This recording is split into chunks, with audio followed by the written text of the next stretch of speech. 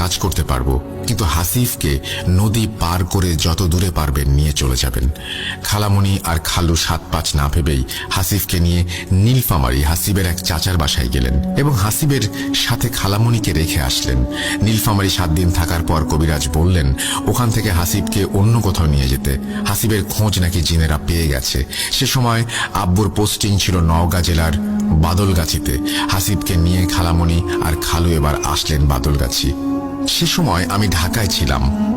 রমজান মাসের ছুটি হওয়ায় আমি বাসায় চলে গেলাম। একটু আনন্দ হচ্ছিল যে হাসিব আছে বাসায় এই ভেবে।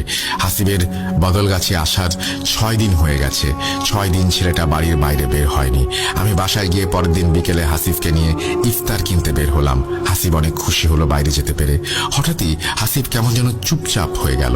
আমাকে বলল, ভাইয়া তাড়াতাড়ি বাসায় চলো। আমি জিজ্ঞাসা করলাম, কি হয়েছে বলতো আমাকে? এই তো বেশ খুশিই ছিলি। হাসিব বলল, আমার পেছনে পেছনে কেউ আসছে ভাইয়া, মনে হচ্ছে আমাকে ধরবে।